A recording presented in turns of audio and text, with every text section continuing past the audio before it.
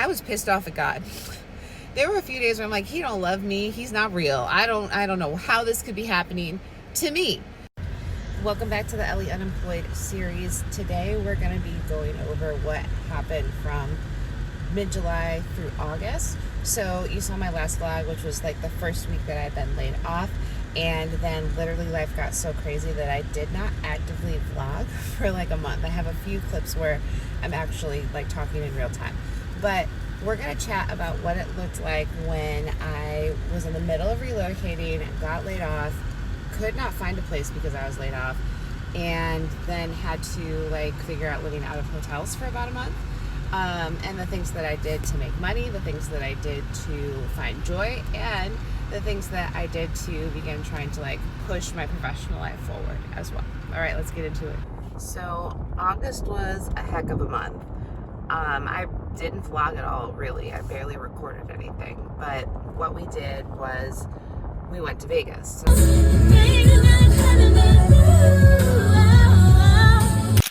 So my roommate and I basically spent most of August in Las Vegas because things are open 24 hours. How are you feeling after your 24 hours in Vegas? She's super lucky, so she won a couple small jackpots. Okay. We had some comped rooms, so we were just like trying to make it work day by day. Essentially using the room hold for certain things. Like, okay, if you're holding $100 on my card, well, I'm going to eat using that $100 at your restaurant. Which got kind of expensive. So did staying at these places, but we didn't have anywhere else to be. So there were also some days where we were literally just on the street. And it was really hard.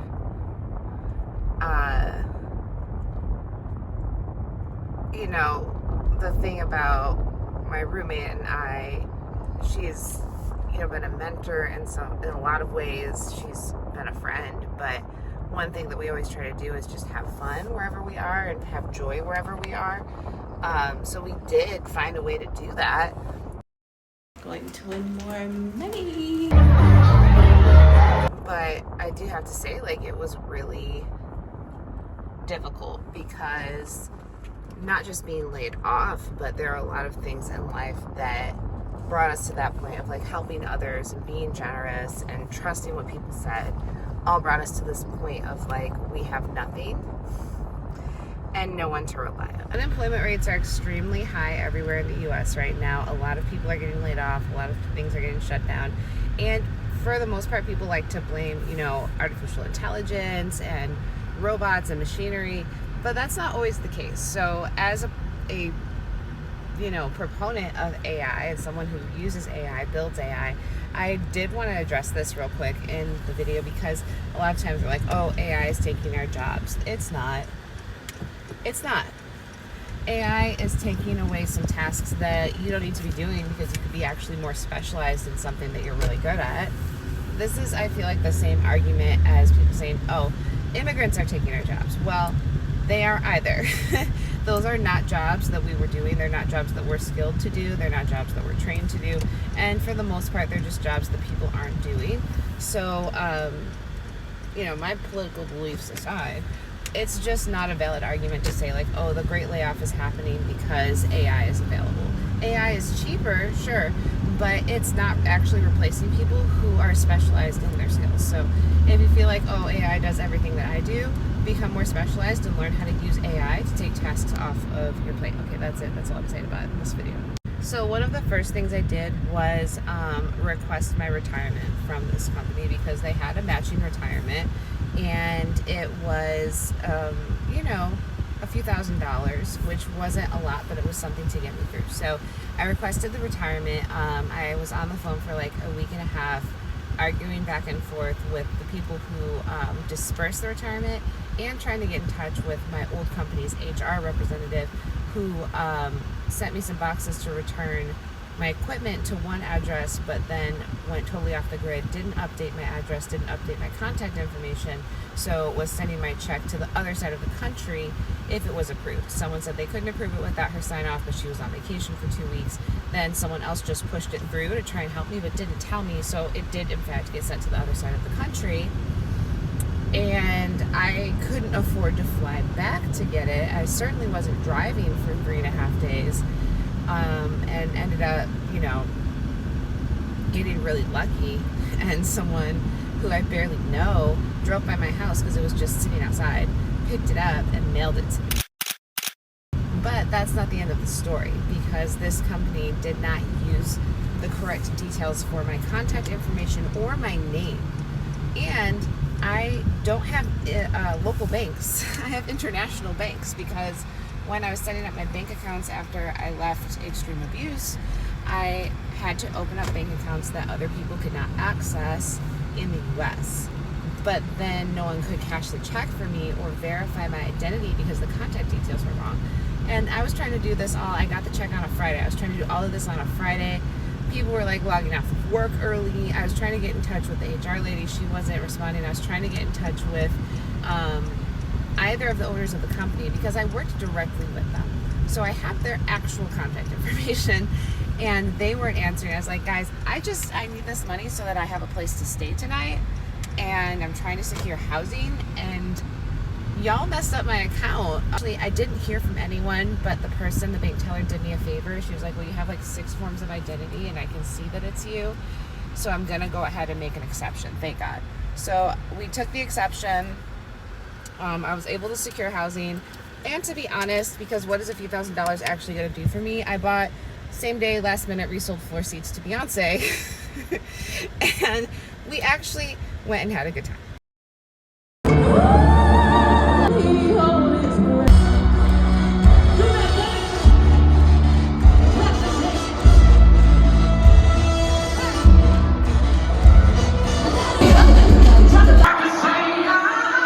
Now, some of you may be saying, like, Ellie, you're laid off and you don't have a place to stay, and you went to Beyoncé? Yes, because guess what? I'm not going to punish myself for a position that I didn't put myself in. This was a once-in-a-lifetime opportunity. I was down the street from where Beyoncé was performing. Just happened to be there. And I had the opportunity to get tickets that were like 80% cheaper than what they would have been if I bought them directly from Ticketmaster. So an hour before the show, I bought the tickets, threw on a little outfit, threw on a little ponytail, and went. This is where I fundamentally disagree with people who are like, oh, you have to pay your bills, you have to do this stuff. I don't care. If this video makes it to my old landlord, spoiler alert, I don't care. You are not taking away the enjoyment of my life just because corporate America is some bullshit. I said what I said. In case anyone was wondering. We're jumping ahead in the timeline, but I'm doing everything I can to not have to go back to corporate. So we basically lived in hotels for all of August. Day to day, sometimes we could book a couple days at a time. We had some comp nights because my best friend likes to play slots just for fun. And she's not a serious gambler or anything like that, but if you just play a slot every so often, they'll comp you some rooms to try and get you to come back and play. So we spent a lot of time at pools. We spent a lot of time in cool places in Las Vegas, to be honest. So even though, we were unstable and I didn't know what was going to happen with my income, we kept going. And I'm not going to let anyone rob me of that joy. I had a good summer. There were some hard times, and there were times when I was really questioning God, why did you do this? Why did you allow this? Why did you, lead us to this place? Because I pray about all my decisions. If you don't have faith, I don't know how you survive ups and downs in life, to be honest. Because if all you have to rely on is yourself, I don't know, I'd be screwed. But we literally, had all of these memories. There was even a day where we went to an aquarium that was nearby because I love fish, I love the ocean, I love marine life. I might have, honestly become a marine biologist if I'd grown up in a different area. And my best friend was like, we should just go. And it was a great time. Check it out. It's so beautiful. Lizzie made sure that we got to go to an aquarium because I love fish, and no matter what, she was determined for me to have that experience. Wow. I will say that we spent probably a total of like 3 days on the strip. So that was where like we couldn't afford to get a hotel room. Like we have a car, obviously. It's not like we were sleeping on park benches, but we were just walking up and down the strip at night because it's safer than sitting in your car as two, you know, young women asleep. That's not going to happen. There's nowhere secure to do that in Las Vegas. So we were walking the strip. There was one night where I had to borrow $10 from one of my friends to get out of a parking garage. Another friend, you know, sent us a couple $100 one night to get a hotel room. Like there were people who pitched in. And I think that that's like another really important note, because people are like, oh, your family should take care of you. You should just go back. I don't have family to go back to. I don't. It's not a thing for me. It's not an option. It's not a possibility. My family doesn't speak to me. So it's not like I could just go back, right? There's no one to go to. I called my friends. They weren't able to help. And my friend circle just keeps shrinking. But some people came through for us. And girls, say what you want, but both of the people who came through for us were men who were just friends, who are good people. So like, don't, anyway, I'm not gonna talk about that. But regardless, there was a lot of back and forth in the summer. My friend had some medical complications happening, so she was in and out of the hospital. So it was like another layer of things that were happening. But if we didn't have a car, I don't know how we would have done it. Ultimately, like, August was great. I had a great summer. I don't care what anyone says. Like, I have so many memories that I could never replace. Even being laid off, even not having a home, even all of this stuff, right? But here's the kicker. I had an apartment in North Carolina that I was maintaining. And I was a little bit behind on rent, but not that much. And the utility company was supposed to like suspend our account so that when we came back, like we could just reconnect things.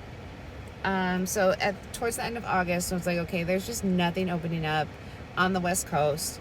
I need to go home. I'm going to go home. I'm going to get my utilities turned on. I'm going to chill in this apartment that I have without a lease because the landlord's just verbally agreeing to extend it, and figure it out.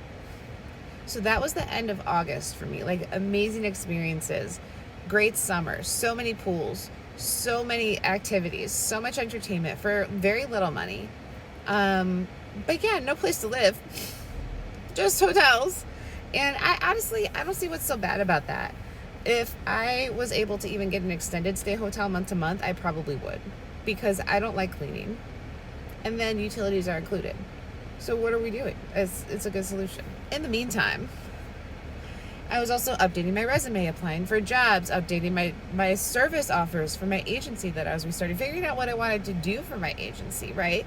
So if you already subscribe to this channel, you know that I've gotten into building AI agents, that I'm still doing like tech setup, that I still do marketing and ads, but I wasn't sure, like my customer base was cold. I had no leads. I'm starting from scratch. So did I waste some time? Yes, I did. Because to be honest, I was pissed off at God. There were a few days where I'm like, he don't love me. He's not real. I don't know how this could be happening to me. But then I had to like sit with my faith and sit with my Bible and God and work that stuff out. And to be honest, like, I don't care what none of y'all say. You don't have to believe in this. You don't have to have faith. But I saw God's love and provision in ways that it's so real to me. Like, even in people, even in the way that people treat us from time to time, or the things that they say. Like, you can't tell me God isn't real and doesn't love me. You can't. I was upset with him. You know, you argue with friends, you can quarrel with family, but ultimately, like, that's still friends and family. That's how I feel about God. I still love him. I still trust him. And even today, like, you don't know what day I'm recording this, but I still don't have answers. We'll get into that for the next vlog. But for August, that was my experience. And it was hard. And there were days where I was so angry and so frustrated. I felt so defeated and so much like a failure. But then there were like really beautiful days where I had incredible experiences with a really good friend who is family to me, like friends for life, for sure. I know people say not to jinx it or whatever, but that has been my experience. So being laid off sucks. Having responsibilities that you can't meet sucks. Having to start from scratch without warning sucks. But there's still goodness in life. So that's really what August taught me.